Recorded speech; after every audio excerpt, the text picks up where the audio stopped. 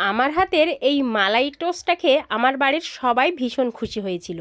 এটা চটজলদি বানানো যায়, বাড়িতে ডেজার্ট হিসাবেও কিন্তু অতিথি আসলে সার্ভ করা যায়।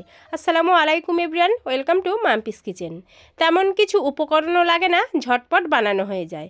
তো চলো আমি কিভাবে এই ডেজার্টটা তৈরি করলাম সেই মূল রেসিপিটাই তোমাদেরকে দেখিয়ে দিই। তো তার জন্য আমি এখানে পাউরুটি নিয়ে নিয়েছি, আর পাউরুটির চারিদিকে যে ব্রাউন অংশটা এটা একটু সরু করে এমনি কেটে ফেলে দেবো। ব্রাউন অংশটা থাকলে খেতে ভালো লাগবে না, আবার মালাইটা বেশ ভালোভাবে প্রবেশ করবে না। তো তারপর এরকম চারটে আমি কেটে নিলাম, মানে 4 ভাগে ভাগ করে নিলাম একটা পাউরুটি। তো এরকমভাবে আমি সমস্ত পাউরুটিগুলো কেটে নেব। আর তার আগে বলে রাখি, তোমরা আমার ইউটিউব চ্যানেলে যদি নতুন বন্ধু হয়ে থাকো প্লিজ চ্যানেলটা সাবস্ক্রাইব করে রাখবে, আর ফেসবুক পেজ থেকে দেখলে পেজটাকে ফলো করে পাশে থাকবে। এরকম নিত্য নতুন ইউনিক রেসিপি আমি আপলোড করে থাকি। তো তারপর আমি এরকম সমস্ত রুটিগুলো এইভাবে আমি কেটে নিয়েছি, আর তোমাদের যতটা প্রয়োজন ঠিক ততটা পরিমাণেই পাউরুটি নিয়ে নেবে। তারপর একটা বাটিতে আমি এখানে অল্প পরিমাণে লিকুইড দুধ নিয়ে নিলাম, আর এখানে দিয়ে দিলাম কাস্টার্ড পাউডার 3 চামচ। তোমাদের কাছে যদি কাস্টার্ড পাউডার না থাকে তোমরা এক্ষেত্রে কিন্তু তোমরা কর্নফ্লাওয়ার ব্যবহার করতে পারো। তো বেশ ভালো করে এটাকে আমি মিশিয়ে নিচ্ছি। দেখতেই পাচ্ছ দুধের কালারটা কিন্তু চেঞ্জ হয়ে গেছে। তো এটা মিশিয়ে নিয়ে আমি একটা সাইডে রেখে দেবো। তারপর একটা ফ্রাইং প্যান নিয়ে নিলাম, ফ্রাইং প্যানটা ভালো করে গরম করে আমি এখানে একটু ঘি দিয়ে দিলাম। তোমরা চাইলে এখানে বাটার বা সাদা তেল যে কোনো কিছু দিয়েই তোমরা এর রুটিটা ভেজে নিতে পারো। তো একে একে রুটিগুলো আমি সাজিয়ে দিচ্ছি, আর একদম মানে ক্রিস্পি করে ভেজে নেব। তো তোমাদের হাতের কাছে যেটাই থাকবে সেটা দিয়েই তোমরা ভেজে নেবে, তোমাদের যে ঘি দিয়ে ভাজতে হবে এমন কোনো ব্যাপার না। তো তারপর বেশ আমি ক্রিস্পি করে ভেজে নিয়েছি, দেখতেই পাচ্ছ। তো একে একে সমস্ত রুটিগুলো কিন্তু আমি এইভাবে কালার করে সুন্দর ব্রাউন কালার করে ভেজে নিয়েছি।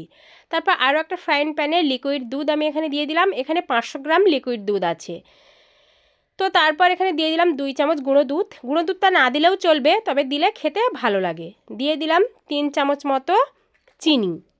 চিনিটা তোমরা যে যার পছন্দ মতো স্বাদ অনুযায়ী দেবে। তারপর বেশ ভালো করে মিশিয়ে নিয়ে গ্যাসটা আমি জ্বালিয়ে দিলাম। গ্যাসটা জ্বালিয়ে দেওয়ার পর বেশ ভালো করে সমস্তটা আমি মিশিয়ে নিয়েছি। তারপর যে কাস্টার্ড পাউডারটা আমি গুলিয়ে রেখেছিলাম সেটাই আবারও নাড়িয়ে চাড়িয়ে এখানে আমি দুধের মধ্যে দিয়ে দিলাম। তোমাদেরকে আবারও বলছি, কাস্টার্ড পাউডার না থাকলে তোমরা কিন্তু কর্নফ্লাওয়ারও ব্যবহার করতে পারো। তারপর এখানে অনবরত নাড়তে হবে, নাড়ানো বন্ধ করলে কিন্তু হবে না, তাহলে নিচে পুড়ে যেতে পারে। তারপর নাড়াতে নাড়াতে একটু ঘন হয়ে আসবে। তারপর এখানে একটু কেশর দিয়ে দিলাম সুন্দর একটু ফ্লেভারের জন্য, ওই 2-1টা কেশর। তারপর দেখতেই পাচ্ছ বেশ আগের থেকে কিন্তু অনেকটা ঘন হয়ে এসেছে। যখনই একটু ঘন হয়ে আসবে তখন কিন্তু গ্যাসের ফ্লেমটা বন্ধ করে দেব, তা না হলে ঠান্ডা হলে কিন্তু আরও ঘন হয়ে যাবে। তো দেখতেই পাচ্ছ ঠিক এরকম ঘনত্বে আমি রেখেছি। এইবার আমি গ্যাসটা বন্ধ করে দিলাম। তারপর আমি সেই যে টোস্টটা নিয়েছিলাম সেই টোস্টটা তোমরা আওয়াজটা একটু শুনতেই পারলে যে কতটা মুচমুচে হয়েছিল। তারপর একটা পাত্রের মধ্যে আমি এই যে পাউরুটিগুলো সেগুলো বেশ ভালো করে সাজিয়ে দিয়েছি। তারপর উপর থেকে এরকম 2-3 চামচ মতো মালাই আমি দিয়ে দেবো। জাস্ট কতটা সুন্দর খেতে হয়, তোমরা না বানিয়ে খেলে বুঝতে পারবে না যে কতটা টেস্টি হয়। তো তারপর 2 চামচ আমি মালাই দেওয়ার পর তারপর আবারও যতটা বাকি ছিল টোস্ট সেগুলো আবারও সুন্দর করে সাজিয়ে দিলাম। তারপর আবারও আমি 2-3 চামচ মতো, মানে যতটা প্রয়োজন ততটা আমি এখানে মালাইগুলো দিয়ে দেব। আর মালাইটা দেখতেই পাচ্ছ কতটা ঘন হয়ে গেছে। আমি বন্ধ করার পর একটু ফ্রিজে রেখেছিলাম একটু ঠান্ডা হওয়ার জন্য। তো ঠান্ডা হয়ে গেলে আরও একটু ঘন হয়ে গেছে। তো খুব সুন্দরভাবে আমি এইভাবে দিয়ে দিলাম। তোমরা নিজেরাই দেখে বুঝতে পারছো আমি কাজটা কিভাবে করে নিচ্ছি।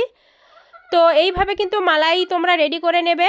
আর এইভাবে পাউরুটি দিয়ে ডেজার্ট বা মালাই টোস্ট এইভাবে কি আগে কখনো খেয়েছো? তাহলে অবশ্যই কমেন্টে জানিও। আর যদি না খেয়ে থাকো, বাড়িতে যখন অতিথি আসবে ঝটপট কিন্তু এই আইডিয়াটা তোমরা শেয়ার করতে পারো। তো তারপর উপর থেকে একটু সুন্দর দেখার জন্য কাজু বাদাম আর পেস্তা বাদাম কুচি করে দিয়ে দিলাম, আর একটু কেশর দিয়ে দিলাম। বেশ ডেকোরেশনটা সুন্দর হয়েছে। এইবার পরিবেশনের পালা। আর খেতে যে কি দুর্দান্ত হয় কি আর বলবো। আমি এইটা যখনই বাড়িতে বানাই আমার বাড়িতে সবাই ভীষণ পছন্দ করে খায়। তো ভিডিওটা ভালো লাগলে প্লিজ একটা লাইক দিয়ে কমেন্টে জানিও কেমন হলো। আর বন্ধুদের মাঝে একটু বেশি করে শেয়ার করে দিও যাতে করে অন্য বন্ধুরা উপকৃত হয়। আর তোমরা অবশ্যই বানিয়ে আমাকে কমেন্টে জানাতে পারো কেমন লাগলো। আর এই ভিডিও রিলেটেড যদি কোনো কোশ্চেন থাকে তোমরা অবশ্যই আমাকে জানাতে পারো।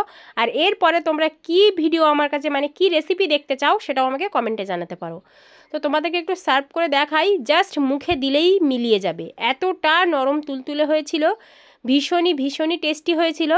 তো আজকের এই পর্যন্ত। দেখা হবে আবারও হয়তো অন্য কোনো রান্নার ভিডিওতে। ততক্ষণ তোমরা সুস্থ থাকবে, ভালো থাকবে। আর ভিডিওর শেষ পর্যন্ত, মানে প্রথম থেকে শেষ পর্যন্ত যারা আমার সাথেই ছিল তাদেরকে জানাচ্ছি অসংখ্য ধন্যবাদ। আল্লাহ হাফেজ।